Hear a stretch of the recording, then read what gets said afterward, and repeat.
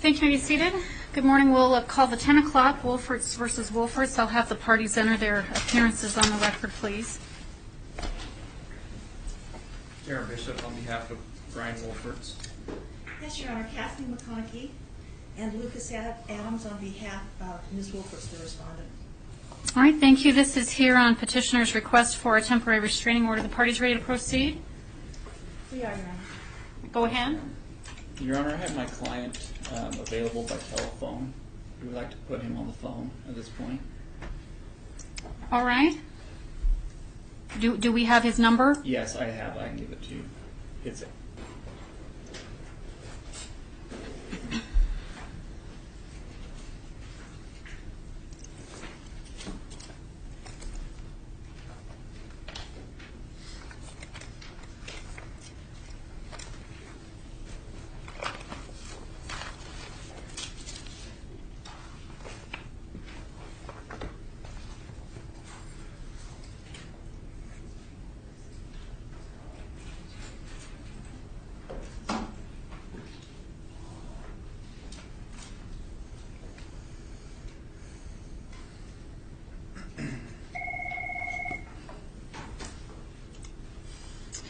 Mr. Wolferts, do we have you on the phone then? Yes, we do. All right. Go ahead. Thank you, Your Honor. Your Honor, I wasn't sure how the court wanted us to proceed. Would the court prefer to proceed as by proffer with the affidavits that have been presented, or the court want us to call? I'll leave that up to you. Okay. At this point, I'd prefer to move forward by proffer unless there's any objections to the affidavits that have been submitted. Your Honor, there was an objection filed late last evening to some of the information in our memorandum and in our declarations, and we would just suggest that if there are no objections to our declarations and pleadings, that we will certainly not object to the petitioners. Well, we'll go ahead with the proffer, and either side, of course, may raise an objection as we go forward. I'll rule on them as appropriate. Go ahead. Your Honor, Mr. Wolferts had requested an ex parte temporary restraining order that was initially granted by this court, and this hearing date was set. At this time, we're asking the court to convert that to a preliminary injunction and enter that and as the order of the court until further order of the court with the request. There are a number of requests. I'll go through them one by one that we would ask the court, again, make a preliminary injunction. We are asking the court to find that there's immediate irreparable harm sufficient in nature to warrant the issue of a preliminary injunction. The petitioner shall maintain and be awarded sole physical and legal custody of the party's minor children, with the respondent being prohibited from having any contact or parent time with the children until deemed necessary and appropriate by the maintenance care therapist and by this court. The petitioner is authorized to obtain treatment, intervention, education for the children as he deems necessary and appropriate for their welfare. The petitioner and the party's minor children shall participate in the high road to reunification to enable and assist the children in adjusting to living with petitioner.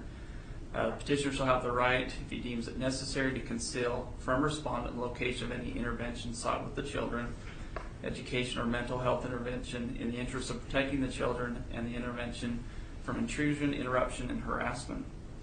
Respondent shall ensure any and or all of the children's belongings are delivered by a third party to petitioner's home within 10 days at the respondent's expense. And I would like to add to that, specifically, there were some journal entries that were submitted that I have objected to on the basis of foundation hearsay, but those would be the possessions of the minor children. We'd ask that those be returned immediately today so they cannot be altered, redacted, or otherwise changed. The documents that were presented to this court have been redacted. We believe that some of the redactions are vital, not only to this case, but maybe vital to the criminal cases as well. The minor children, that both parents sign consents to release information as required by the intervention treatment professionals within 24 hours.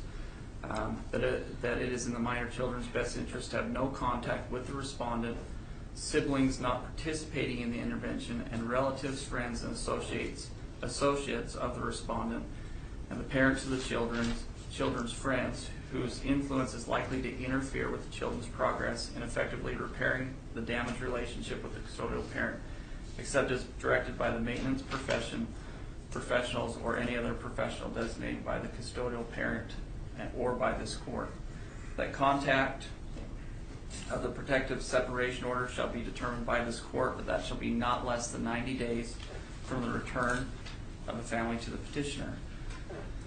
The court shall determine the conditions, timings, nature, and resumption of contact between the children with the assistance and input from maintenance phase professionals trained in the High Road Reunification Protocol. The resumption, timing, nature of contact between the children respondent will be based on the cooperation of the children respondent with the orders, the successful completion of the High Road Reunification Program protocol, and determined by maintenance phase professionals trained in the High Road Reunification Protocol.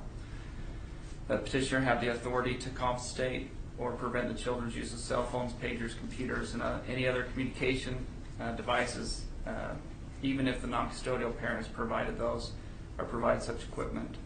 That the protective separation period respondent shall have at least stay away from at least 100 yards away from the custodial parent and the children, their residence, vehicles, and the children's schools or places frequented by the children. And we had asked that also be that we put a specific burden on the respondent to ensure that she doesn't allow others or instruct other third parties to do so. There have been multiple efforts online, on blogs, on Twitter, on Facebook to attempt to allow third parties or to have third parties instruct the children on how they can contact the respondent. We would ask that she be very clear with her or her followers, and especially her daughter Brittany, that there is to be no contact during this period of time, and that any contact that they are allowing to facilitate or encouraging would come back on them as contempt of this court. That respondents shall not harass, attack, strike, threaten, assault, hit, follow, stalk, molest, destroy personal property, disturb the peace, keep under surveillance, or block movements by the petitioner and the children, and that if necessary, law enforcement may be allowed to assist in this. Now, as outlined in the declaration, the basis for this request is that back in July of 2014, even back further, as this court's aware, the petitioner was awarded primary custody of the minor children. They relocated towards the end of 2013 to Kansas.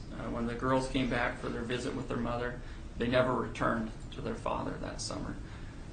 Respondent continuously claims that the girls ran away.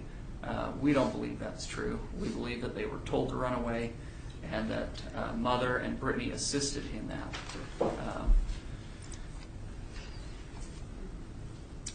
Mr. Wolferts would like to point out that when the girls actually did run away, he never received a call from the respondent.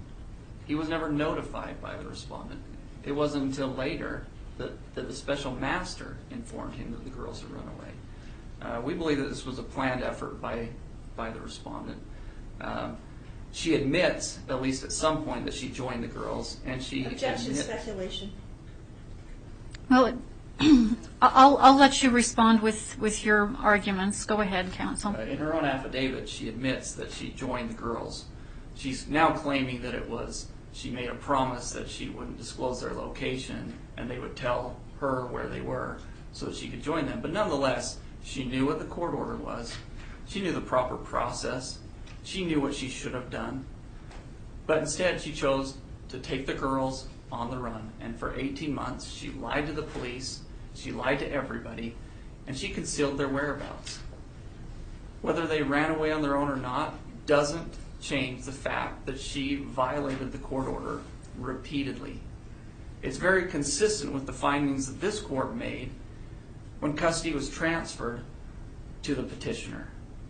The court made very specific findings about her coaching, about her unwillingness to cooperate, about her being a hostile witness, about her interfering with the relationship between Mr. Wolferts and his daughters, about how she shared confidential documents, including psychosexual reports, with her daughters to try and interfere with that relationship. Nothing's changed. She continues to violate court orders. She continues to do what she wants, and she continues to interfere with the relationship between the daughters and Mr. Wolferts. We've asked for a 90-day protective separation to try and reunify the girls with their father, to try and retroact what has already been done, the damage that's already been caused by filling these girls' minds with lies about their father, trying to make them hate their father, letting them think that it's okay just not to see him. 90 days is a far cry from the 18 months he was denied contact with his daughters because of her. She knew where they were. She admits she knew where they were. She didn't tell anyone they were safe. She didn't reach out to him to say they're okay. They just don't. She didn't do anything. She withheld that. And now she comes to the court with unclean hands and wants to object to a 90-day protective separation. It's ridiculous. The protocol calls for the 90-day separation. We've asked the court to grant Mr. Wolferts sole legal custody, the right to make those decisions.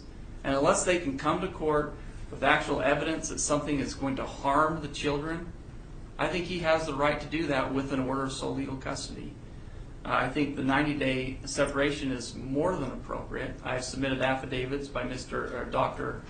Childress in this case.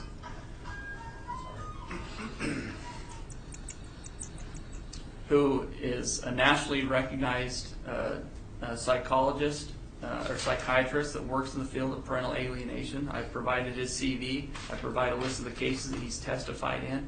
And he said he's reviewed the protocol, and he says there's nothing in there that's damaging. The protocol itself is about establishing empathy, love, and compassion. It doesn't talk about the past. It doesn't rehash the negative things. It doesn't put the children in a place where they're going to be pinned between one parent and another. It's about moving forward. It's about establishing a loving relationship. At this point, the children have successfully completed the first phase. The children are doing well. Mr. Wolferts will testify that they're doing well. They're severely behind in school right now. They're severely behind in school because Ms. Wolferts allowed them to run and kept them out of the education for almost 2 years. They haven't been in school. The oldest child should be in 11th grade, and she's now taking 9th grade classes. Mr. Wolferts has been meeting with the school to try and get them caught up. She's 21 credits shy of graduation. Most students obtain 7 credits a year. They are so far behind, and it's directly related to the acts of Ms. Wolferts. She's caused this. As such, we would ask that the reunification, the high road reunification continue, that the ordered separation continue, and at the end of 90 days, that the children are now in the phase where they're meeting with a therapist in Kansas. She's been assigned to the case, and she'll be meeting with the girls.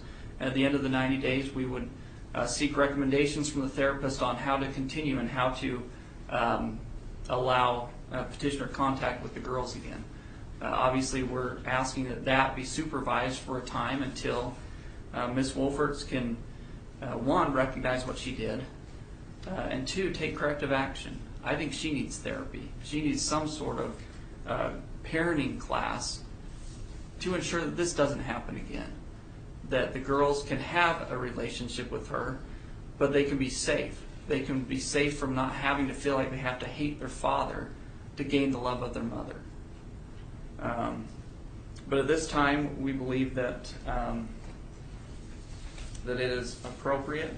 We believe that if this isn't granted, irreparable harm will occur, that the contact with the mother is harmful and will continue to be harmful, and we believe that the contact, if that separation is not granted, that it will only retract and reverse the success that they've had in the last 2 weeks. We believe that any threatened injury to Ms. Wolferts in this case is far outweighed by the necessity of putting this protective order in place. This protective order is not adverse to public interest. In fact, I believe there should be consequences for what she did, for disobeying a court order, for running with the children, from disallowing them to have any contact with their father for a year and a half, 18 full months. And fourth, under Rule 65, there is a substantial likelihood that Mr. Wolferts will prevail on the merits. There will be an order to show cause shortly. This stems from a violation of a court order, and the evidence is very clear that we'll be successful on that, and there is a substantial likelihood that he'll be successful on that. I would like to touch on the return of the children's items. I haven't been contacted yet, and my client hasn't been contacted yet with any of their personal items. That order was ordered on March 22nd. The respondent had 10 days to do that. She has failed to do so. What's more troubling is in their pleading that was filed on Friday, she submitted a number of documents that are supposedly journal entries by the minor children. Those journals are the property of the minor children and should be returned immediately. I have a significant concern because a number of the journal entries have portions redacted from them. I am concerned that if any time is allowed for the respondent to access these journals, that she will either redact or destroy portions of them that obviously would have criminal implications on her own part. She has provided them, at least some of them, and I believe that those should be returned to the girls. I've also asked for a discovery request that those be turned over to my client as discoverable information. But I do think it is necessary to get those immediately so that they can't be further redacted or portions taken out from those journals. Does the court have any questions? Not at this time. Thank you, counsel. Ms. McConkey. Yeah, thank you. Your Honor, just to follow up before we begin our argument in chief, the redactions, I believe, were done by DCFS, and DCFS had those journals. Those journals were specifically given to my client, Ms. Wolfert, to protect them. They did not want to take them back because they felt that if they brought them back to their father, they would be taken from them and they would be lost and they wouldn't ever have them again. So in terms of the journals being the specific property of the children, that is not true. My client can testify to that fact and is happy to do that, as well as Brittany, the older sibling of these two girls, will also testify to that fact. And Your Honor, I'll object on the hearsay portions of that, portion statements made by the children. Well, we have the people here, Your Honor, so that's not, I mean, I'm proffering it, but they're here, so it's not hearsay.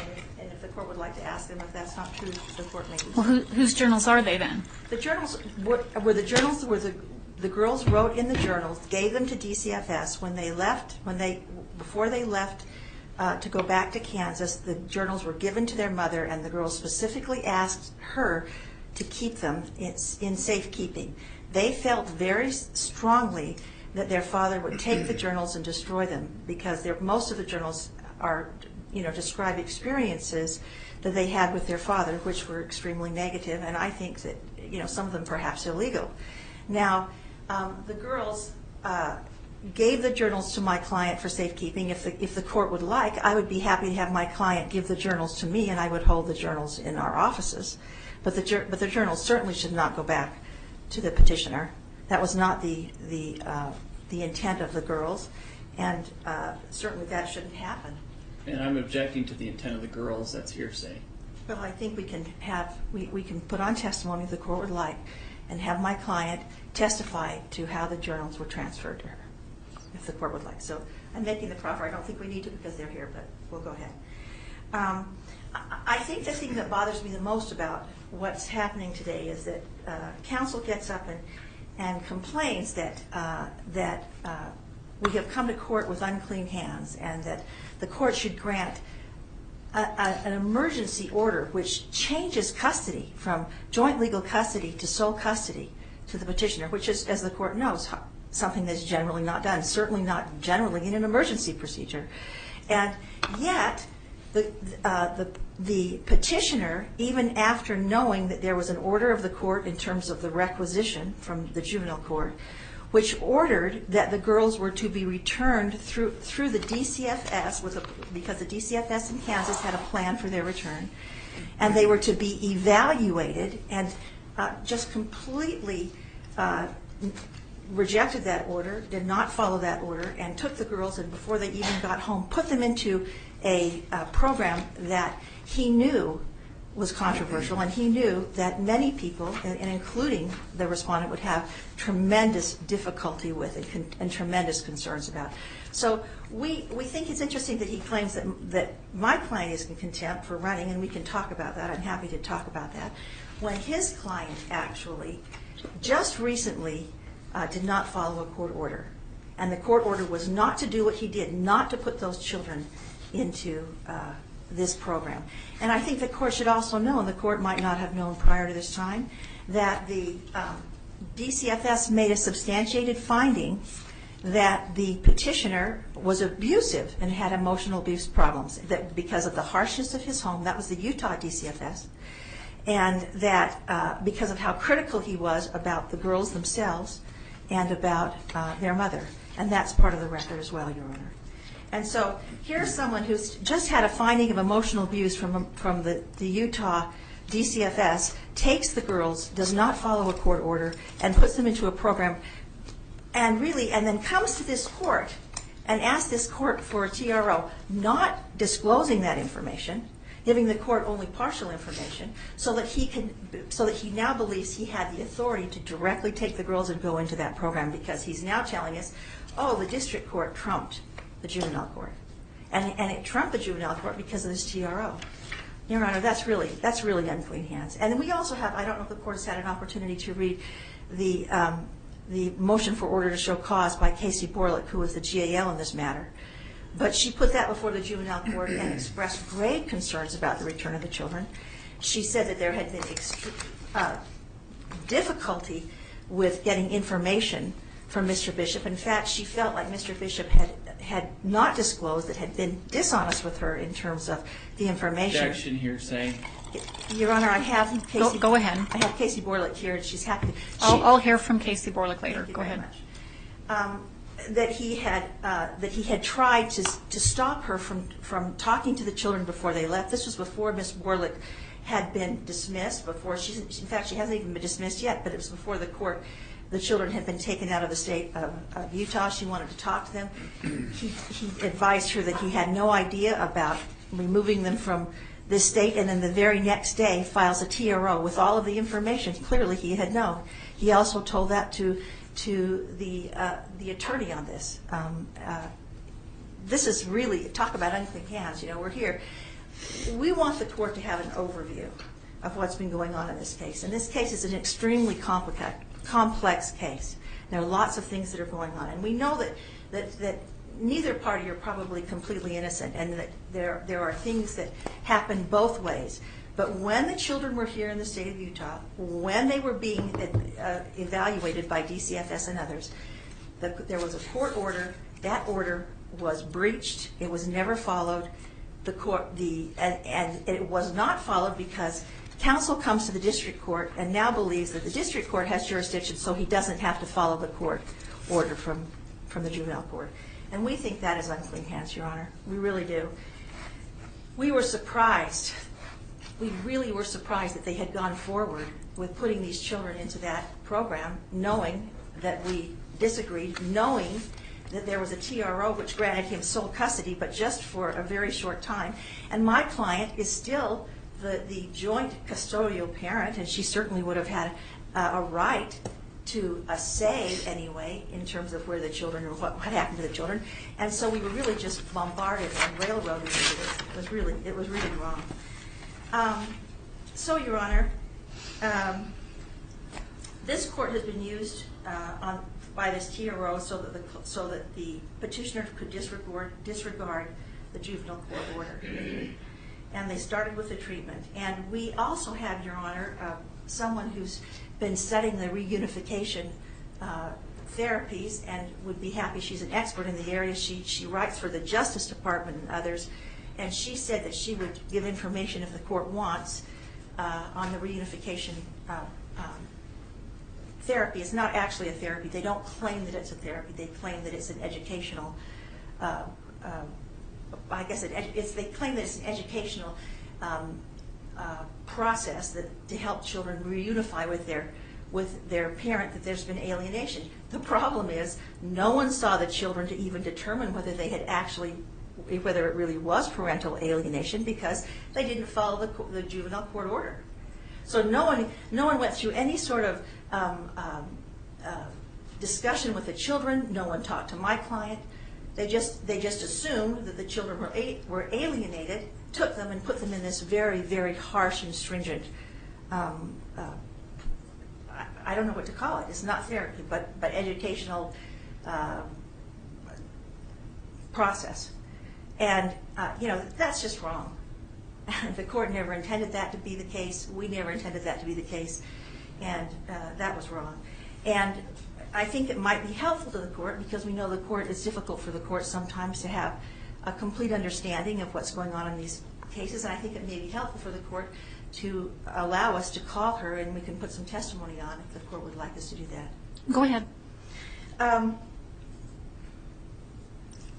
I believe, I want to let me just speak quickly to the redactions. I believe the redactions were primarily names of people who were in the safe houses. They didn't think that it was appropriate to have names of other people that they had talked to that were in the safe houses.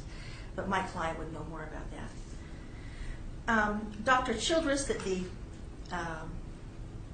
petitioner talked about, is known as a child's rights advocate, and I think our expert could talk to that. So he has some skin in the game. He's not really a neutral party.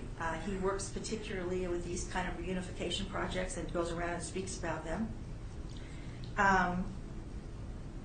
I'm surprised that counsel would suggest that the children were found severely behind in their schooling. That's a surprising comment. We were told by DCFS that they were ahead in their schooling. So I'd like to find out about that, because I don't think the documentation that we have suggests that is not true. There may be some things that they need to do because different states have different requirements for graduation, but certainly they were not behind in their schooling.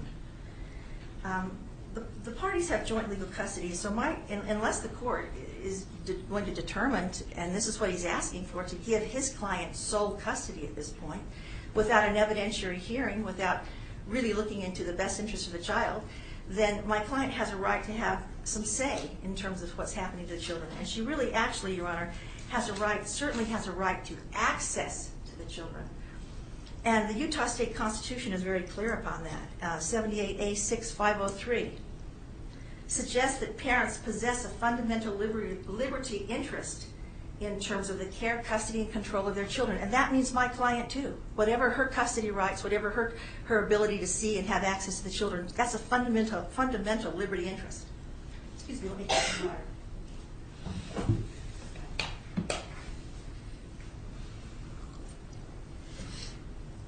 The Utah State Constitution goes on to say that parents have heightened protection against government interference with those parents' fundamental rights. Well, these children went into a program and interfered with my client's fundamental right to have a say in what was happening to these kids.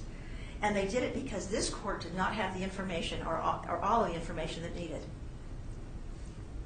The parents also are protected by the Supreme Court case in Troxel v. Granville. I'm sure the court's aware of that case, and I can go through some of the language in that case. But basically, and I won't go through all the language, that the parents are protected by the Due Process Clause of the 14th Amendment to have access, to have care, custody, and control, and determinative power over their children. And so we have the Constitution of the United States and we have the Constitution of the State of Utah, which basically say that my client certainly should not have to have no access to these children for 90 days, 90 full days without any access to these children. And I think when anyone starts talking about isolation, Your Honor, when they're trying to isolate someone from all of their family, from all of those that care about them, I think red flags go up. And I think that certainly this type of therapy, or whatever you would call it, is certainly not therapy that any of the general psychological community would agree with. And I think that our expert would talk to that issue and talk about, and I think our expert would also discuss the problems with this type of therapy. That in her experience, the children come back depressed with post-traumatic stress disorder and with suicidal thoughts and problems. And so we're saying that we wanted a chance to get before the court. In fact, we thought maybe we even should have an evidentiary hearing on this. And so what happened instead of that was that the petitioner came to court. He didn't give the court all of the information. He asked the court for 10 days so that he could be the sole custodial parent. He did not follow the court orders of the juvenile court, and then he puts the children directly into this program, which from our point of view is extremely harmful to them. And it's from what we can tell, is an extremely dangerous situation for these kids. Now, I assume that the court has read my brief, but let me just say, I have heard nothing, and I think our best argument for this TRO is that he has not really argued irreparable harm. I've seen nothing where he's been really told the court why a change in custody at this point, or why having the children have no access to their mother is irreparably harmful. What he's done is he's put the children into a program, and he's assumed that the children have parental alienation without any type of evaluation from anyone, from a psychologist or anyone else. Now, I think the court needs to understand, and I'm sure the court's read this, that the head of this program has a high school education. She's been criticized soundly by the psychological community. She claims also in her own literature that this is not therapy. She claims that this is an educational program.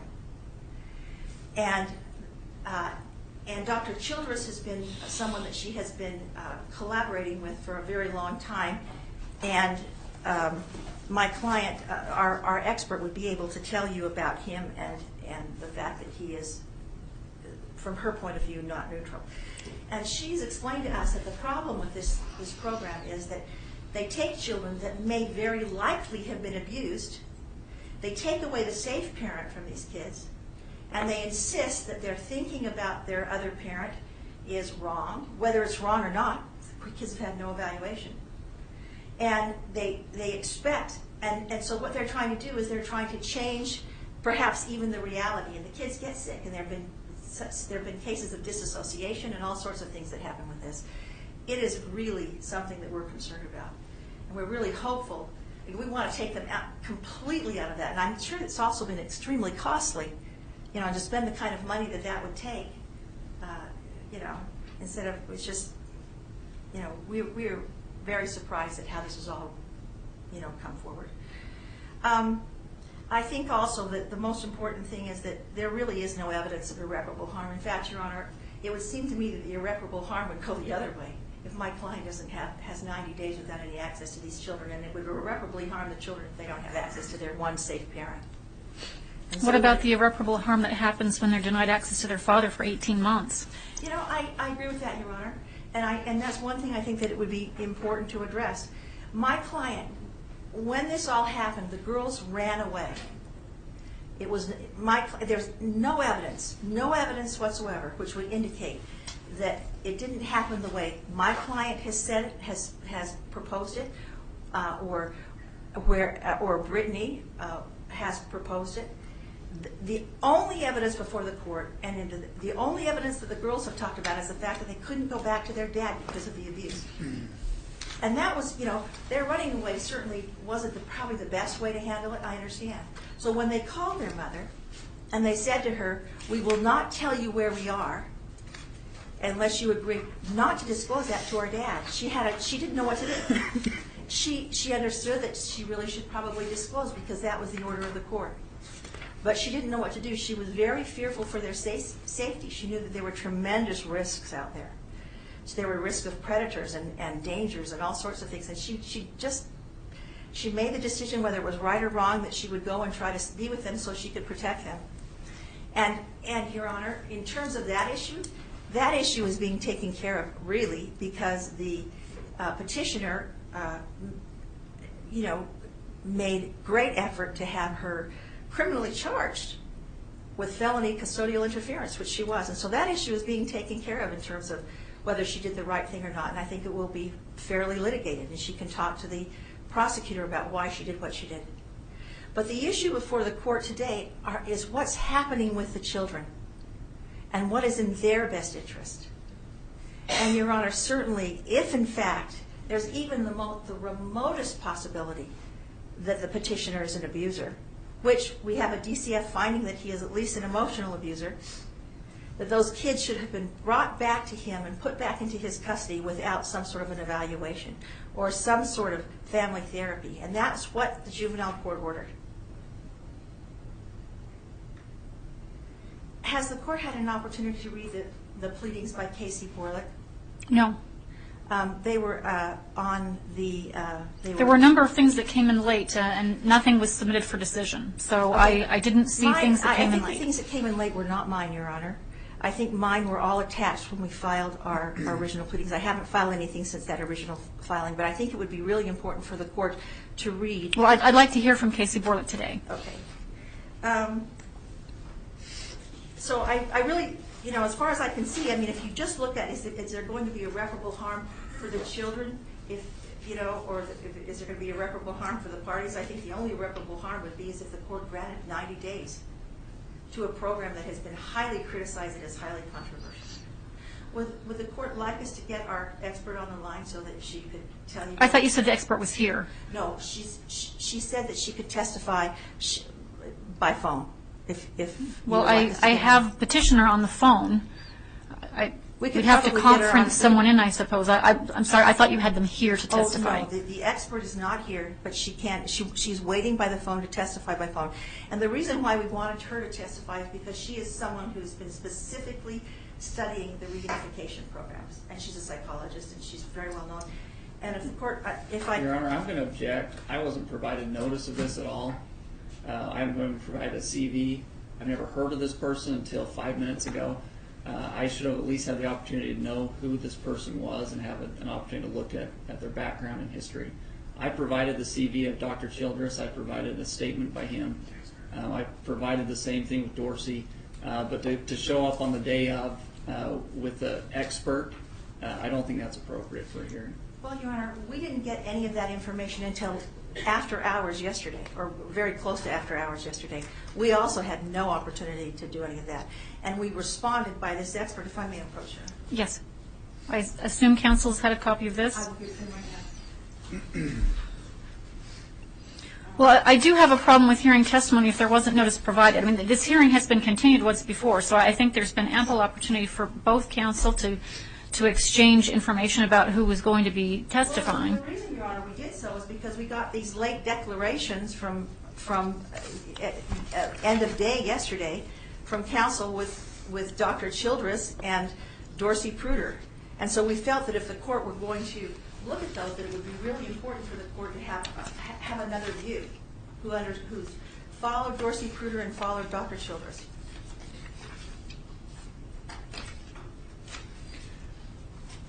Well, if you want me to hear from both experts at a later time, I think that would be fair, and I'm happy to schedule something of that nature. But I'm not willing to ambush one party and hear testimony today when there wasn't notice provided. Well, I agree. I just said that we were ambushed by their declarations. And that's why I didn't say who ambushed whom. I think there was a little of that going on both sides. I don't want either side to ambush the other. If you want me to schedule this for an evidentiary hearing so I can hear from experts on both sides, I'm happy to do that, but I'm not going to spring it on anyone. And perhaps, depending on what the court holds today, but I would ask the court before the court rules if they would please read all of our attachments that we filed timely. You said that Casey Borlick was here? Yes, Are you ready Casey for me to hear Borlick from is Casey here. Borlick? Yes, Your Honor. All right, let's do that.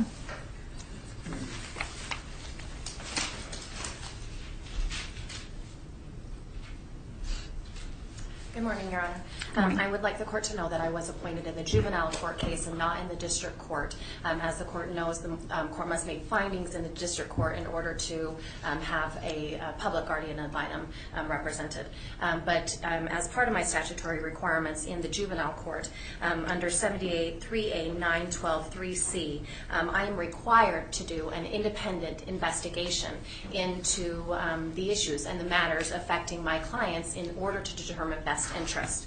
I am also, as the attorney of record in that matter, given the opportunity to make recommendations to the court. Actually, I am required to make specific and clear recommendations to the court based upon my statutory requirements.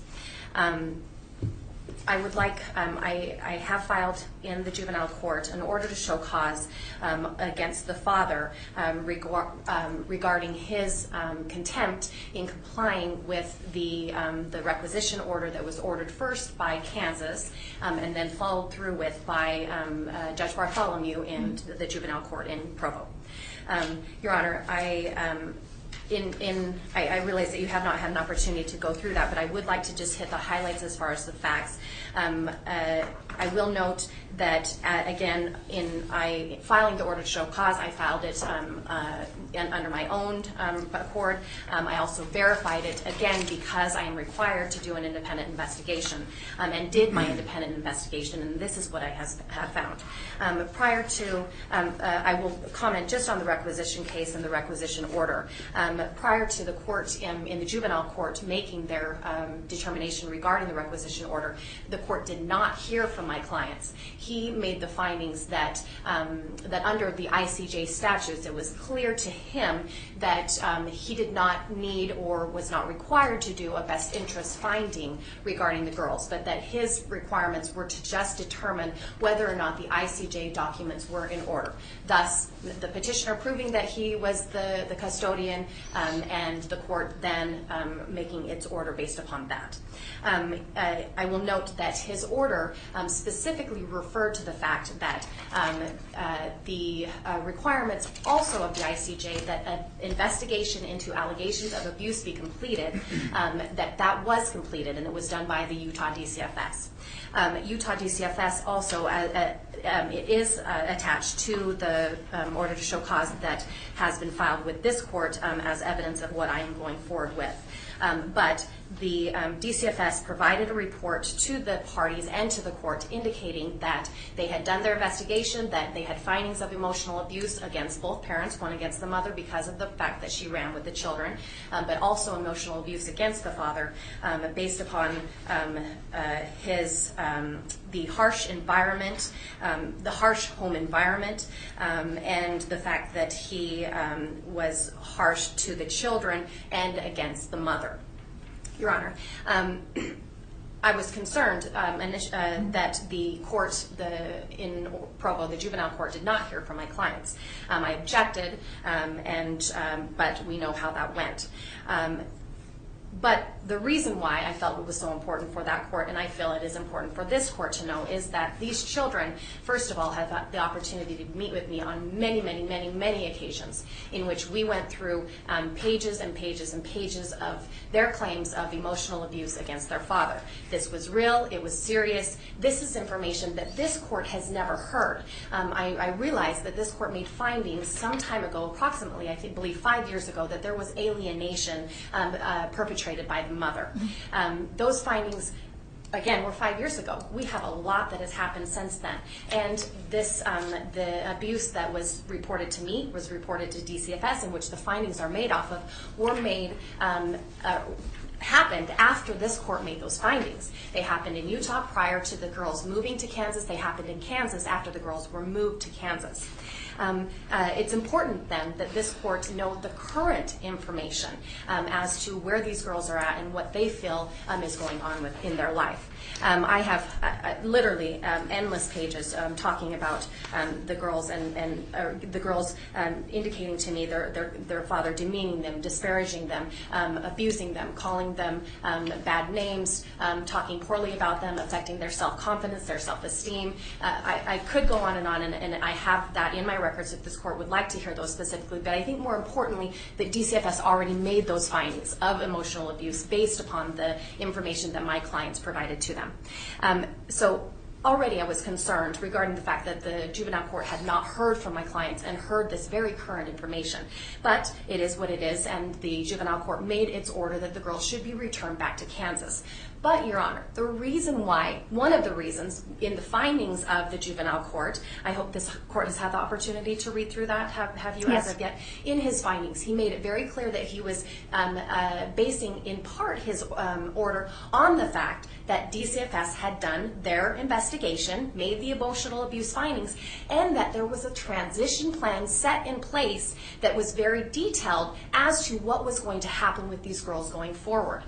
It was given to DCFS DCFS. They indicated that in their report. It also attached to my order to show cause is an exhibit from, it's an email from the ICJ office in Kansas it's an email from the ICJ Kansas in Utah indicating that they had just received information from the ICJ Kansas as to this very detailed plan that the girls were going to be transitioning back to Kansas, that the family was going to be working with the family preservation program in Kansas, that the children were not going to be in the home of the father initially, that they had done background checks on individuals in the community in Kansas where the girls were then going to reside while the family engaged in the family preservation and worked on reunification therapy type therapy with a therapist. So they would be residing where? There were community members that Kansas DCFS had done, were in the process of doing background checks. So this is, in essence, foster care. Yes, exactly, but voluntary. So it was voluntary. Father was voluntarily doing this. Family preservation is a voluntary program, but because of this arrangement, DCF in Kansas hadn't decided that they didn't need to do anything further. DCFS in Utah decided they didn't need to do anything further because it was being taken care of. And this plan was a plan that was given to the juvenile court in Provo over and over and over again. At every, I would say not every hearing, but at the detention hearings, this was told to the court. At the requisition hearings, this information was given to the court. The court made his rulings based upon this information. It was not until the Tuesday after the Friday ruling on this case that the TRO was filed in this court, asking this court to order these girls into the requisition program. I had been given information about this requisition program prior to this. I had let them know that I believed that it would be harmful to the girls. I had gone through all of the pamphlets that were provided to me by LCSW Michelle Jones. They were from Dr. Childress. I had gone through those in detail. I knew the language. I know the words. Michelle Jones had provided me with her recommendations of this program. I believe that it was absolutely harmful for the girls because, Your Honor, we have findings of emotional abuse. Taking the alienation even apart, if alienation exists, there's a way that this could be dealt with. But when Your Honor, I'm going to object to her opinions. She doesn't have a degree that she could testify as to the harmful nature of a therapy program. I'll hear out her argument. Go ahead. Your Honor, again, I am given the statutory requirements to do an independent investigation and then give my clear recommendations based upon that. So I went through this process of investigating the programs and coming to my own conclusion based upon that investigation and information provided from these professionals that it would be very harmful for these girls to be in that program where emotional abuse had occurred and where the findings had been made. My recommendations prior to the requisition order having been entered were that the children engage in evaluations done to determine whether or not alienation had occurred. And if alienation had occurred, then the proper protocol should be followed in which these girls would then be evaluated. There would be proper therapy provided for the father, for the girls to have their relationship mended and move forward. Absolutely appropriate. The determination needed to be made from these girls after the abuse had occurred that is why the girls were on their one. That is, meaning either alienation or the emotional abuse. But an evaluation needed to be done by a professional in order to do so. I had the opportunity to talk with Michelle Jones. She indicated to me that she would not feel comfortable doing that evaluation because she believes she was not properly objective at that point. Objection, hearsay. Again, Your Honor. She's the guardian making some recommendations. I'll hear her out. Go ahead. Michelle Jones indicated to me that she could not properly do that evaluation because she felt she was not unbiased of the situation. So we were in the process. I was looking into the possibilities of individuals who could provide this evaluation. I gave a couple of names. Dr. Marina Money was one of those. I don't remember the specific names that I gave as recommendations to the other party and to Michelle Jones as to individuals who could perform this evaluation to determine whether alienation had occurred. and was in full support of that. And then, if there was that evaluation done and those were the findings, then wonderful. Do whatever is necessary to help that relationship. I will note that the girls indicated to me on a daily basis, every single time I met with them, they wanted a relationship with their father. They loved their father. They respected him. They wanted to learn from him. They wanted to learn fixing cars from him. They wanted to learn financial expertise from him. They loved their father. They wanted a relationship with him, but they wanted it in the appropriate way, in a form that was not abusive to them. And that's what they indicated to me every single time that I met with them. The issues of alienation, I, again, am trained in looking for those. And because of those, what these girls were saying to me on a regular basis about wanting that relationship and being more than willing to engage in therapy with him and move forward, I gave my recommendations based upon that. Your Honor, so I will go quickly. I am almost done. But as to a few of the then facts that followed based upon my investigation after the requisition order was made. On Monday, after the requisition was made, I called Mr. Bishop in asking him to give me the details of this transition plan that everybody had been talking about for many, many, many months. Give me the details where the girls were, when Dad was going to be there to pick them up, where they were going, so that I could prepare them, that I could do what was in their best interest, that I could talk with their therapist at the detention center to prepare them and do whatever was needed in their best interest to make sure that they were going forward with the very best opportunity to have a successful future, but also a good relationship with their father. When I talked with Mr. Bishop, he indicated to me that he did not know the details of it. The only details he knew was that they were going to go home and that they were going to be going into therapy. Then he questioned me as to why I should even be asking about this, because I did not have any further involvement in the case. Again, in the best interest of my clients, I had the right and needed to know where they were and where they were going. I was very, very concerned about this. I immediately contacted the Assistant Attorney General, Deborah Wood, because, again, she made her findings based upon the fact that there was this transition place in place where these girls were going to be safe and protected and move properly to a relationship with their father. The Assistant Attorney General also had a conversation with Mr. Bishop in which he indicated he did not have the details, that he was focusing on the legal stuff. And you're right, he was focusing on the legal stuff, but he also had the details because the very next day, this TRO was filed with all the details, all the affidavits of exactly what was going on with the girls and where they were. I'm going to object to speculation. Well, you can make your argument in response. And Go ahead. I believe that the facts will show when it was filed. So we can vet that out, absolutely. But then, Your Honor, again, we had no details. I was very concerned where these girls were, where they were going. I needed to know that. They needed to know that in their best interest. I immediately called the Kansas DCFS. And I will note that all of these individuals could be ready and present at an evidentiary hearing. And that is what we need to do in order to vet this out. Absolutely, that is a possibility for this court to know and verify those facts. But I am indicating to the court that I verify them on information and belief. I immediately called Cody from the DCFS, and actually it's DCF in Kansas, and said to him, Cody, I just wanted to let you know where this case was at, because he'd been working with the Utah DCFS throughout this entire period. And he had been working on this transition plan. He had been working on doing the background checks for the individuals where the girls would be staying. I said, Cody, do you understand that, first of all, the requisition order was made, so the girls will be back there as soon as the father makes arrangements?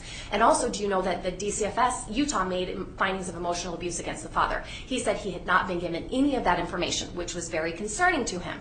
In addition, I said to him, well then, can you get on it and make sure that you guys are doing what you need to do to make sure that these girls are safe? So he immediately started his investigation there in Kansas.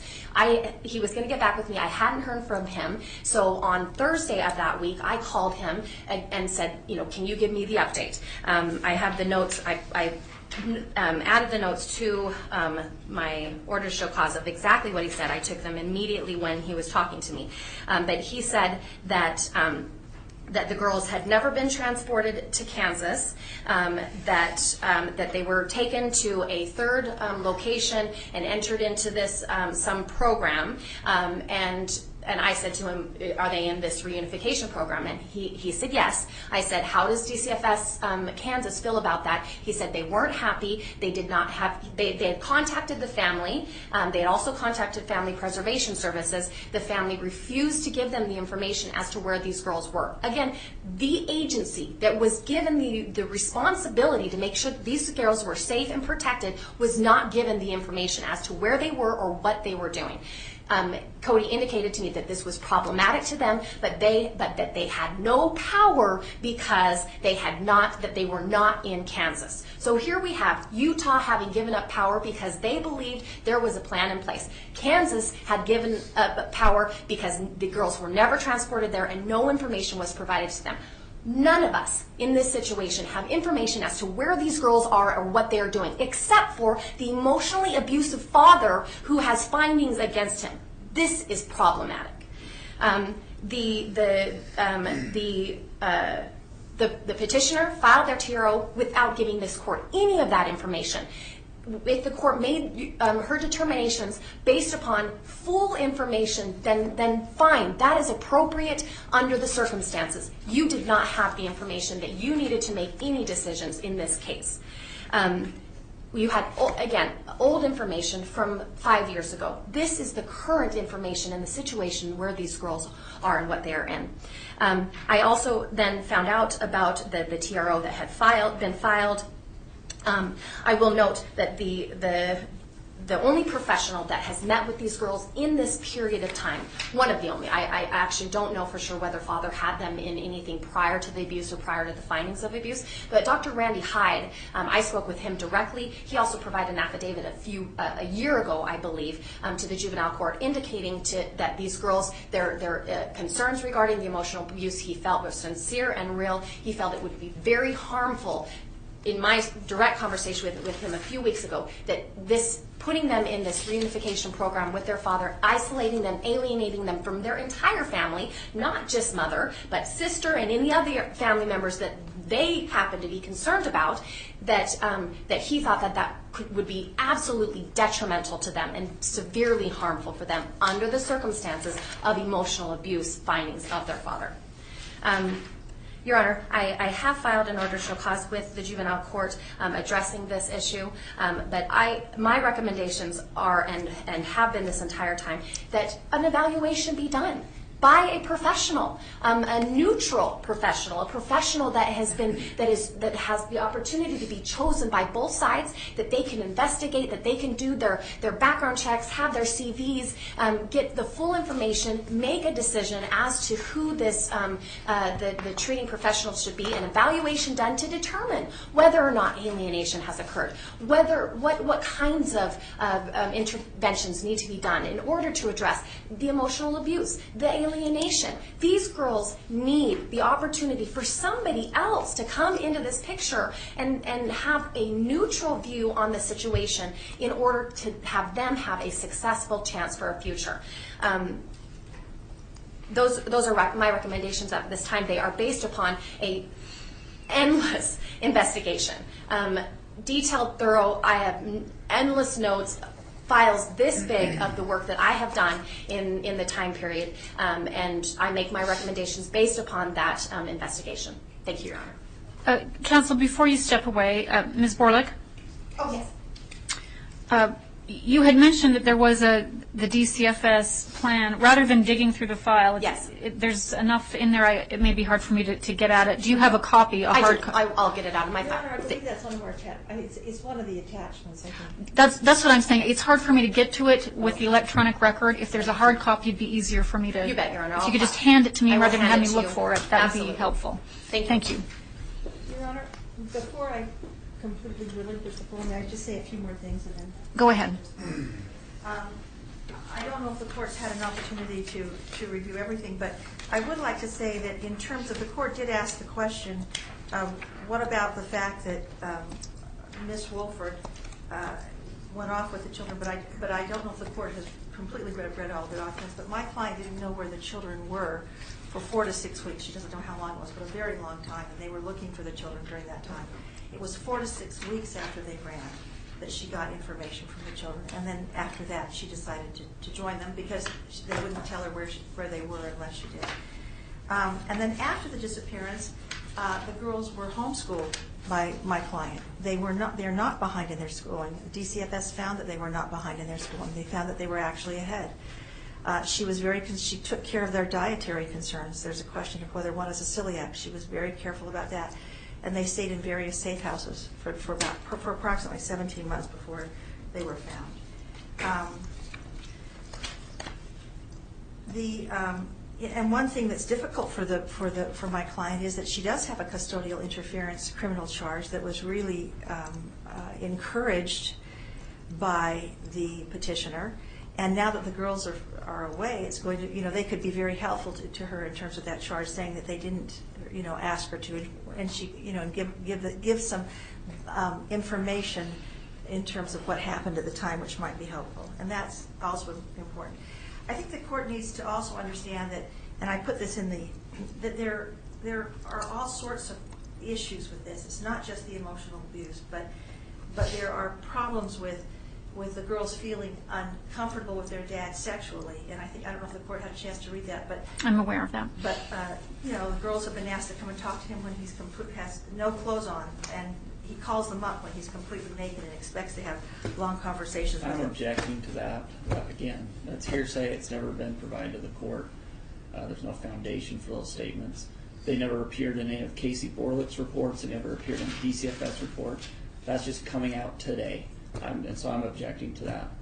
Thank you. Go ahead, counsel.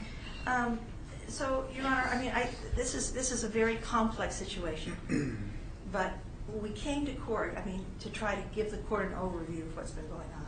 And I think the court needs to understand that from our perspective and from the perspective of the GAL, that the court has been treated badly because they got an order which was in contravention to another court order, and then they started a program which they knew the GAL was opposed to. They knew that my client was opposed to, and they did it because they were able to get an order for the court for a 10-day order to change custody. So we think that that's really inappropriate and wrong, and we're asking the court to deny. We respectfully request that you deny their TRO. Thank you. Thank you, counsel. That's the DCFS report. Yes, thank you. That saves me looking for it. I appreciate that.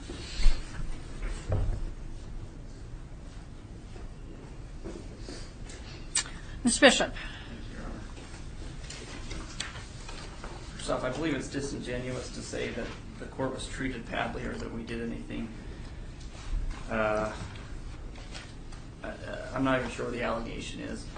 The truth is, in 2014, the respondent, along with Brittany, tried to circumvent this court's jurisdiction and filed a child protective order, even though this court had jurisdiction.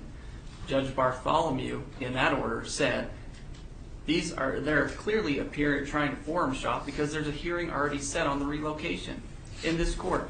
This court has jurisdiction. Yet every time we end up in juvenile court is because respondent and Brittany are filing in juvenile court to try and avoid this court. So to somehow try and say that we're doing anything, treating the court badly, we filed the appropriate actions in the appropriate court of jurisdiction. In Judge Bartholomew's recent order dismissing the second amended abuse petition, and it should be noted that in January they tried to file a child protective order in juvenile court, which was denied. They then filed an amended petition that was dismissed. They filed a second amended petition, which was dismissed.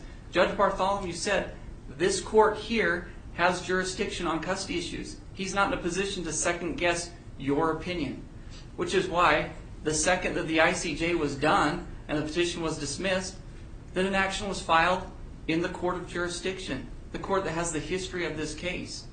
That's what we did. So to somehow try and say that we're sneaking around, my declaration for the TRO included the court's order. I saw it. We were fully informed, this court, of what had happened.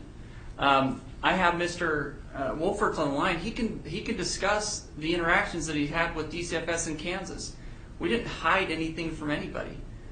And we were very upfront with this court, asking for permission to enter the high reunification or the high roads reunification program. That order was granted by this court, giving him permission to do it. They started it after the permission had been granted in the court that had jurisdiction. We had no reason to go back to Judge Bartholomew and ask for permission. Judge Bartholomew's order on the ICJ says nothing about what Casey says it says. The order is very specific. It's 4 paragraphs. It says, based upon the foregoing, the court orders the requisition request from Kansas to return Sidney and Danielle Wolferts is granted. The requisition order issued by Judge Eberts be honored by the state of Utah. Sidney and Danielle Wolferts be picked up from the Slate Canyon Detention Center and transported to Kansas according to the arrangements made by the state of Kansas. Now, the state of Kansas ICJ didn't have the funds available to actually do the transportation. So my client paid to have a secure transport the children from Slate Canyon to Kansas, which is what they did.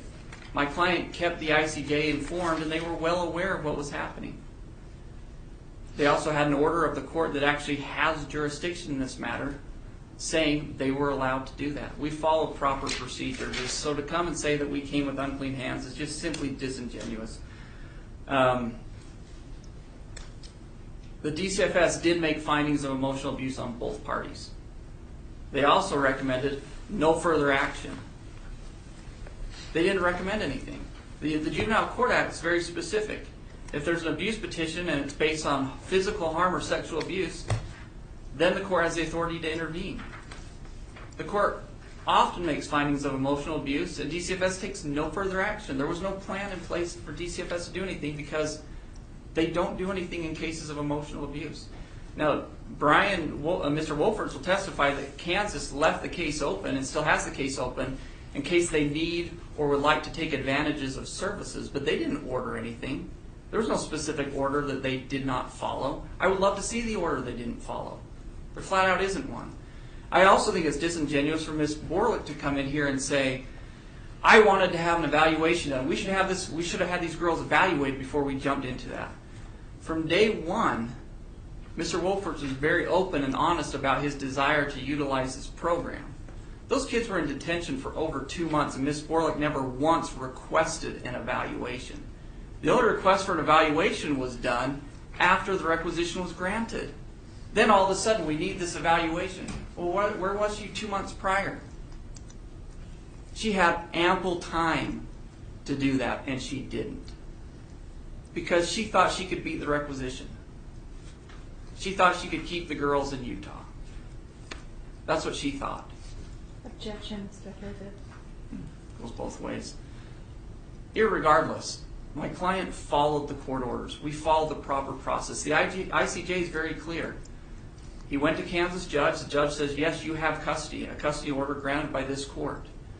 He's entitled to custody. Judge Bartholomew, he looked at it and said, yes, I'm going to honor that. He does have custody. There's no other order.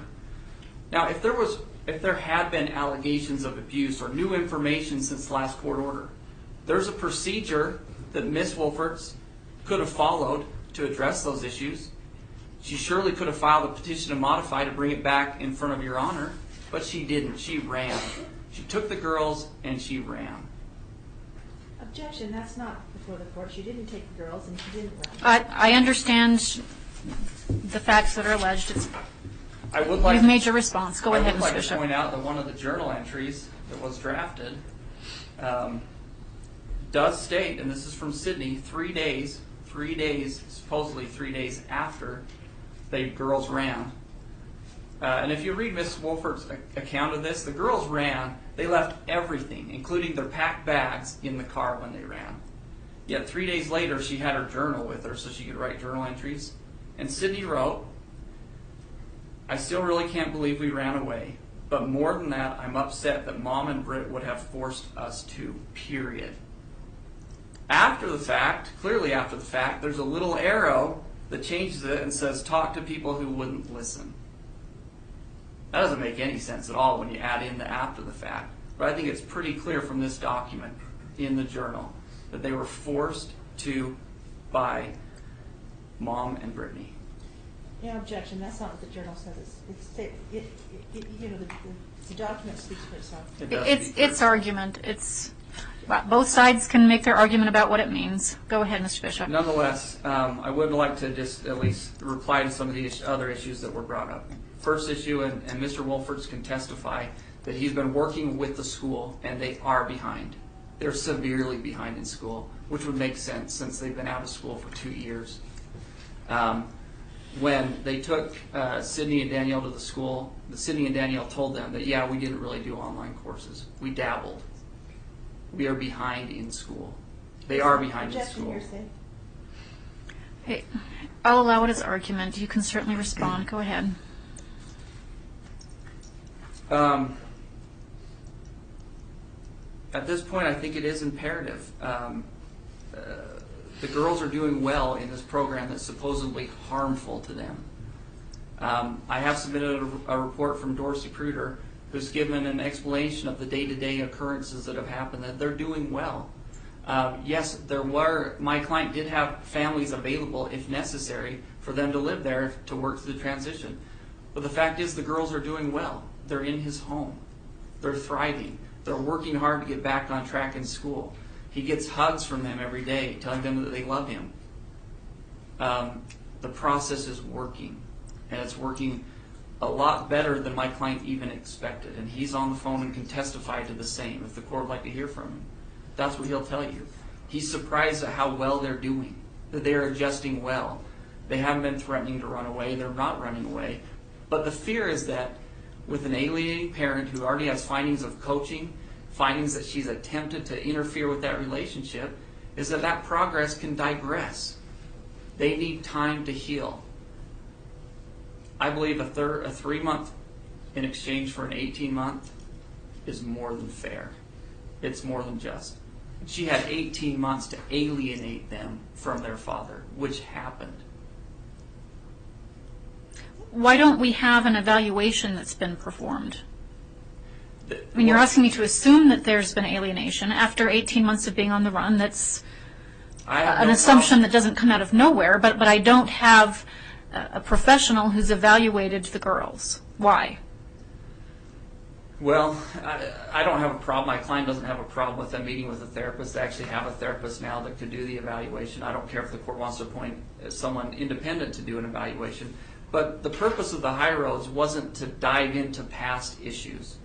It was to help them build a relationship moving forward. And I think that's what's being missed here, is this wasn't a debriefing where they say horrible things about their mother. They watched movies together. They did fun activities together. It was a bonding, building of love. It wasn't a let's rehash what's happened in the past and try to work through those. That would be therapy. And that's why they say this isn't therapy. This isn't a therapeutic setting. This is, my client believes alienation, brainwashing, coaching, and this is a way to try and mend the relationship without rehashing the past, without putting the children in a position where they have to say, Mom did this, Dad did this. This is simply, we love our daughters, we want you to love us too, let's build a relationship. Let's make this thing work, let's move on from here. Why not go forward with the plan that DCFS already had in place? If they had some foster homes set up where the girls could stay and therapists who are familiar with how to go through reunification, why not go with the plan that was already set up? That plan wasn't mentioned when you requested the TRO. I wasn't aware of it. And perhaps I would have Brian explain the process. He's worked with DCFS and they didn't have a specific plan that they were going to put the children in a specific place. They were looking ahead in the future if they needed help.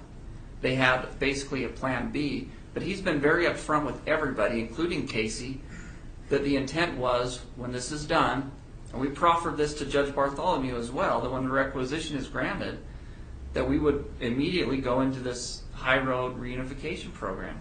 That's always been the plan. We've been open and upfront. We haven't hid that from anybody. And Ms. Borlick will know because she met with Michelle Jones and Dr. Childress to explain what the program was. And that was well before the requisition was even granted. And so DCFS didn't recommend anything. They said, we'll keep it open, and if you want services, we have services available. But they didn't make findings of abuse, the DCFS there. They haven't made any findings of abuse. They just said, we're here to help you if you need it. And that's why. Like I said, it's been the plan from day one to go through with this process. And that was his intent, and he's fully disclosed that to everybody involved. It was never ordered, but nothing was ever ordered. Judge Bartholomew basically said, look, I don't have the jurisdiction to second-guess custody issues. I'm granting the requisition. DCFS made their finding, but I talked to DCFS, and they said, look, assuming he lived here, we wouldn't take action. We found emotional abuse. We're closing our case. It's done. It's not staying open. They wouldn't have kept it open anyway. They don't do that in emotional abuse cases. And so, based on that, we did come to this court and request the right to proceed with that because, as opposing counsel quite frankly outlined, there are constitutional rights that parents have. And at this point, he did ask for sole legal custody, and that was granted to him. He is the custodial parent. This is an educational thing, and he has the right to make decisions on that. And from Dr. Childress, who's highly known, there's nothing harmful about this program. Even if they weren't alienated, the program wouldn't have been harmful. It'd be good for anybody. That's in his declaration. We can get him on the phone, too. He's available today, too, to describe it's not a harmful thing. It's not something that pins parents against each other. It's about empathy. It's about compassion. It's about love. And that's all it was. Can the parties agree on an evaluator who can do an assessment of the children at this point? I'd like a neutral person to evaluate the girls. Who can we agree upon? I think the disadvantage that we're at right now is that they are in Kansas. We need to find someone in Kansas, but I'm not opposed to. I don't know if we contact the DCFS there and see if they have a recommendation. I know that the girls do have a therapist now that's part of that they're meeting with, but I don't know if we want her to necessarily be doing that. I don't know that may interfere with the actual therapy that she's conducting. But we'd be more than willing to use her if the court would be okay with that. All right, and maybe we should just maybe we should try to see if we could have the parties assume the cost of sending a therapist there of someone that we trust, that the court uses and knows. I mean, there are a lot of good people. There's Val Hale, for instance, who's had a background in abuse on children. So this could, she would be able to probably tell if the children have been abused or if they have been alienated. I mean, there are a lot of people that we could use. I would suggest Val Hale if we could get her. That would add significant cost to take someone locally and move them out to Kansas to do that. I understand that. I just don't. I guess I'm a little bit loath to try to find somebody out there that I have no idea about their competency or. The concern obviously I have is my client's financially tapped out. I mean, the whole thing has been extremely expensive for him. The therapy process has been expensive. The attorney fees to fight their attempts, the multiple abuse petitions that have been dismissed, the ICJ. Suppose if the court orders, I mean, Sonia Michelle hasn't paid child support ever. She owes a ton in attorney fees still from the existing order. I think she should bear the cost, and we'll send Val Hale out there. I don't have a problem, but she needs to bear the cost, and she needs to pay for it up front. Well, if perhaps, Your Honor, if the court would give us some time, I could have a time to talk to my client about it, or we could do some, we could look into some counselors if we, perhaps we can find one in Kansas. But could we have a little time to do that? I think that's kind of rather an important decision. I'll give the parties some time to find a therapist. Given that the need for this particular evaluation has arisen because of Ms. Wolferts assisting the girls to run away and the reunification efforts are due to her activities with the children and being on the run with them. Were it not for her activities, we certainly wouldn't have to go through this expense. We understand that, Your Honor, but I guess our position is we are where we are. And so what we're trying to do is... Yes. My point is that the cost will be borne by Ms. Wolferts. Okay. Your Honor, may I just make a quick response just to clarify? Is Mr. Bishop finished? And then if the court would, I think that if we could hear just for a minute from Casey Borlick just to respond to what he some of the things that he I'll said. give you each one more chance. Yes, does the court have any questions? Not at this time, thank you. I just wanted to clarify a few facts. In terms of the children performing at grade level, also Slate Canyon also reported they were performing at grade level. So that I believe we have in the record clearly. Also, Your Honor,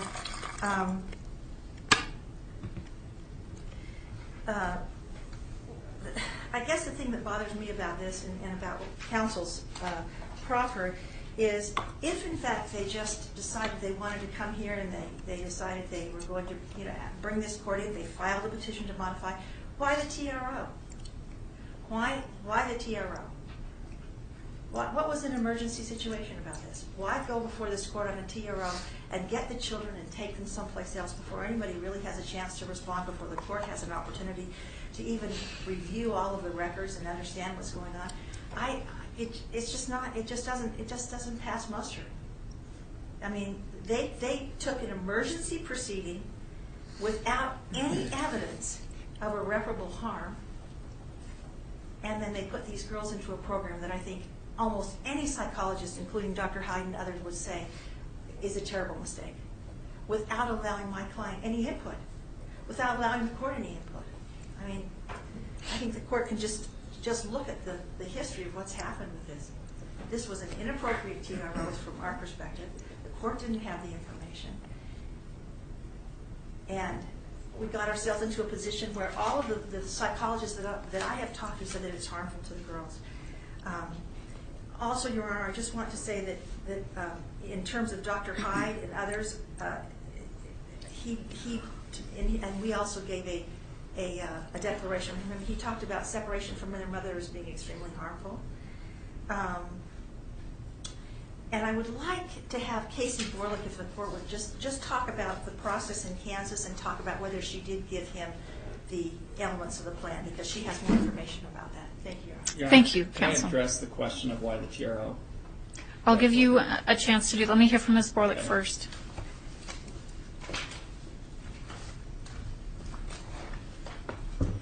Your Honor, I will adamantly let the court know that Judge Bartholomew did not hear a proffer regarding this reunification program. Ever, never, ever.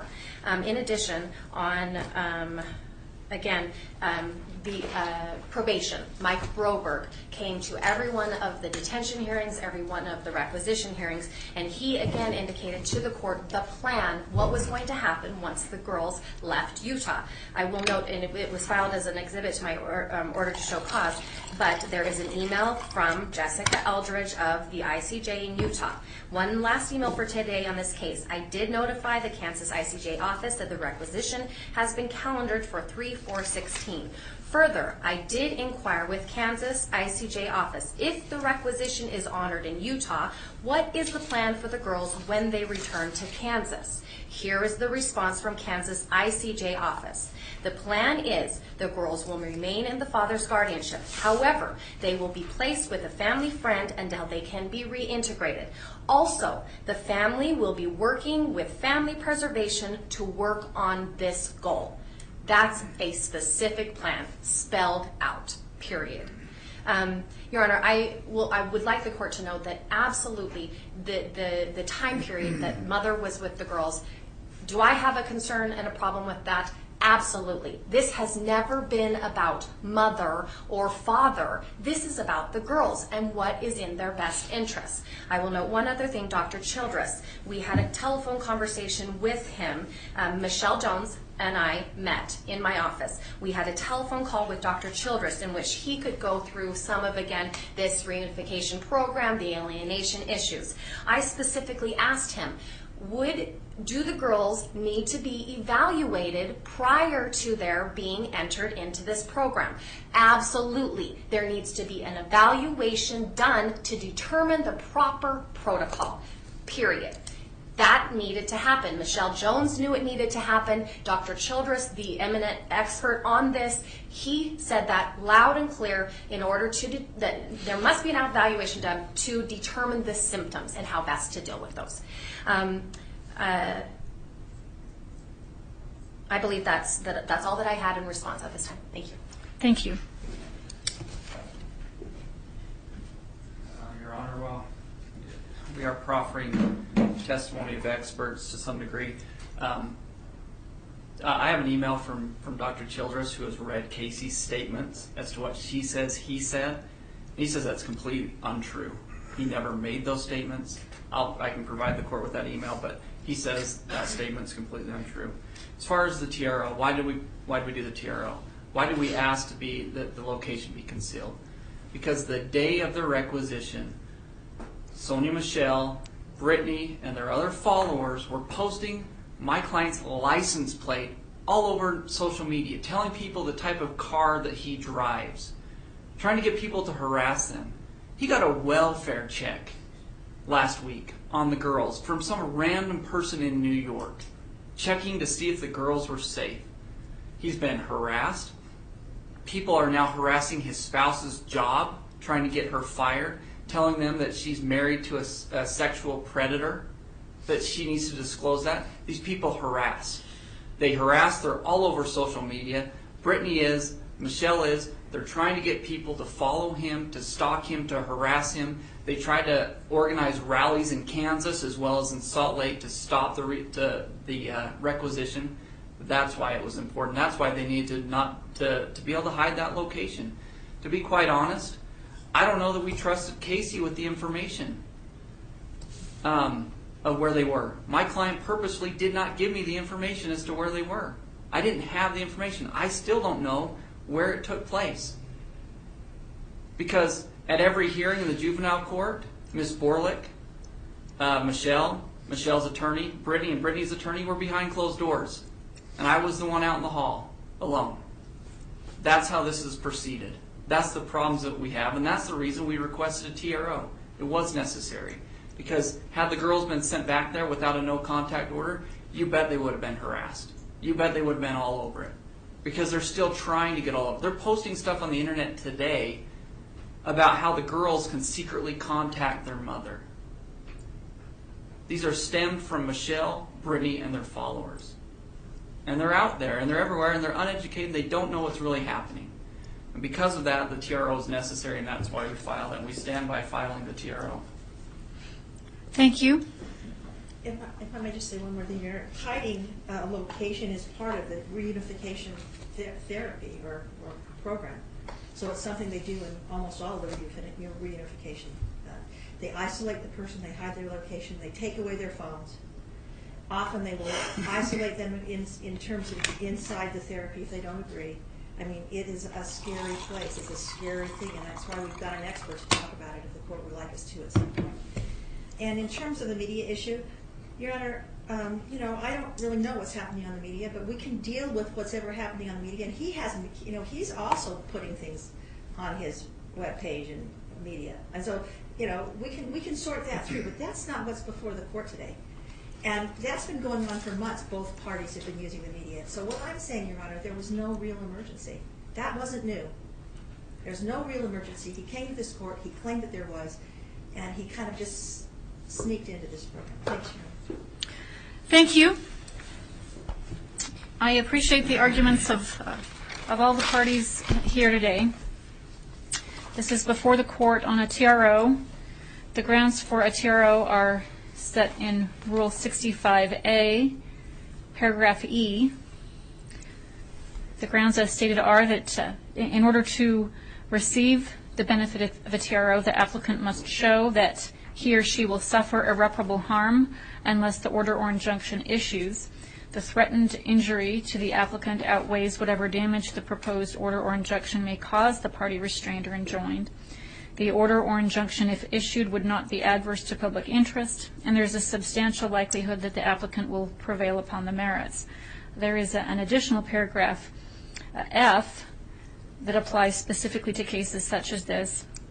Nothing in this rule shall be construed to limit the equitable powers of the court in domestic relations cases. Obviously, this court does sit in equity and has the ability to consider the best interests of the children in all proceedings in order to specifically tailor these orders as best we can, considering the children's interests. First, with respect to the background of this case, this court is very dissatisfied with the circumstances that have caused this to come back before me. The behavior of mother in assisting the children in being on the run for 18 months, concealing their whereabouts from the custodial parent, is shocking, to say the least. It is at least consistent with the type of behavior that I saw years ago when custody was modified. I'm very disappointed that mother hasn't been able to be more cooperative with the custody order since that time. There is irreparable harm that happens when parents alienate children from the other parent. There is a significant risk when that goes on for 18 months and the custodial parent is kept in the dark about the whereabouts of his children.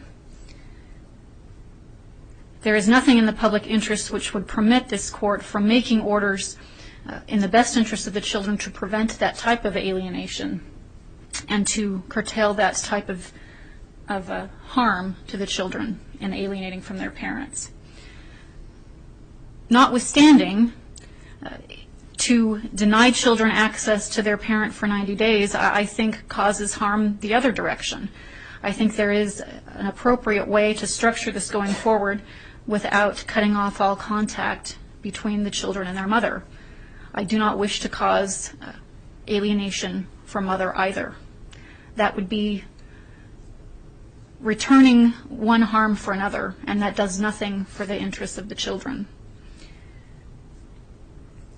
Based upon that, I think the recommendation from the guardian is well taken, which is based upon a plan that was in place from the beginning to have the children evaluated and to put in place a plan for reunification that was specifically based upon the evaluation, rather than us stumbling in the dark and trying to determine what we think the children need to be reunified. It should be looked at by an evaluation, and we can follow that evaluation. In the meantime, any contact between mother and mother's third parties is to be supervised, and that is to prevent ongoing harm from the mother's efforts to keep the daughters away from their father. So I want the parties to agree upon a place. I'm aware of places that do supervised visitation here locally, ACAFs among others. We'll need to find something in Kansas that is comparable so that mother can have supervised visits with the children while this reunification is going on. And I do need, as I indicated previously, an agreement with the parties as to who is able to do the evaluation.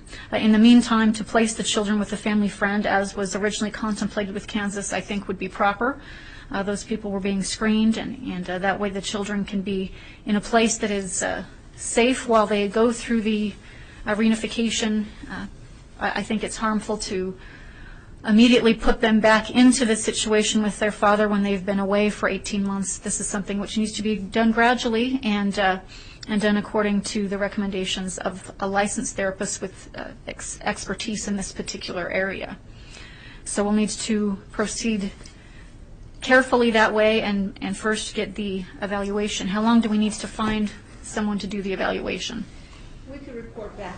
We could report back in 1 week, Your Honor. Your Honor, the girls have actually been living with him. I understand for that. the past week, and so I guess I am concerned about now taking them out of that home. Well, they won't be taken out of that home until there's another place for them to go. So we need to find another place, and I'll ask the guardian to be engaged in that process. She's had interaction with the girls specifically, is aware of their needs, and can help with finding a place where they feel comfortable and where they feel safe. And then we can go through reunification in a way that respects the girls and the relationship that they have with both parents. And I need both parents to respect that going forward. I give specific admonition to mother that she needs to respect the relationship that the girls have with their father. She is not to deny father access. She is not to disparage father to the children. I think we can go with the standard protective order in that case. But she needs to be admonished going forward that the court will not tolerate the activities which have given rise to this TRO today. Your Honor, what about telephone calls? Supervised. Pardon? Supervised. So we'd find someone to supervise? Yes. Okay. And we would present that name to the court? Yes. Okay. And that she would pay the cost of those visits. Mother will bear the cost of the supervision, and she will bear the cost of the evaluation.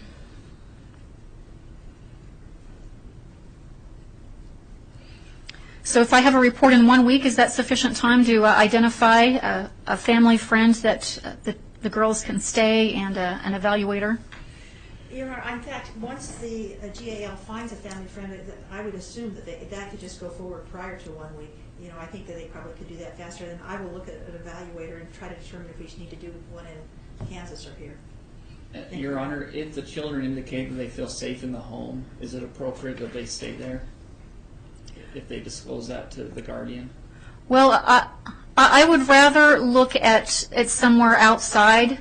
I think that it would be better to have something neutral rather than to go forward with I'm uncomfortable with this placement. The full contours of it were not made clear to me when the TRO was presented. I think that we need to go with what Kansas had planned on, find a place that's neutral rather than a placement that was made without the input from the other parties and without proper consideration to me. So someplace neutral, and I certainly want to give both sides a chance to be heard. If they're comfortable, if both sides are comfortable with having the GAL approve it and have the girls move immediately, then I'm fine with that, but I don't want to make that order unless both sides are comfortable with it. Okay, we're fine with the GAL finding a place. Counsel? I would at least like the opportunity to review it and present any objections if necessary. That would be fine. All right, that's perfectly all right. We'll give the GAL a week and clear it by both sides. If they're both fine with it, then go forward without further intervention from me. But if there's an objection, then let me know, and we'll make sure that we hear that promptly and get that transition taken care of as quickly as we can. Anything else? So custody, I guess, is not... Custody is as before. Dad has primary custody. Mom has visitation, but it is subject to supervision, and that's based upon the court's authority to make those orders in domestic evaluation cases, domestic relations cases. So in essence, I'm modifying the TRO. I'm allowing custody, but it will be supervised. Or rather, I'm allowing visitation, but it will be supervised. Would you like me to do the order? If you'd like to do it, that's fine. Go ahead and drop the order from this. Do we need anything else from today? No, Your Honor. All right. The only other request was that we get the actual copies of those journals. Oh, yes, I'm sorry. I did make a note about that. I think because of the nature of the journals, I'm not really comfortable with Mom or Dad having them. I think they need to be kept somewhere else so that nobody's altering them. Those might be evidence in the criminal case. I think they should be turned over, but it needs to be to a neutral place.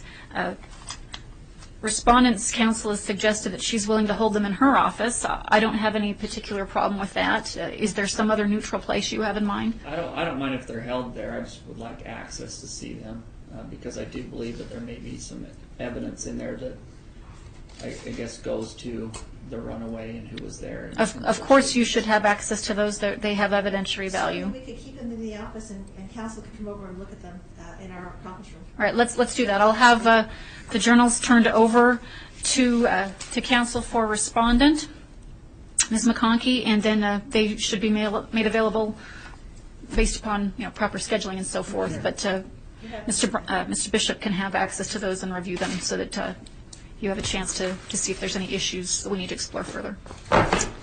Anything else for today? No, Your Honor.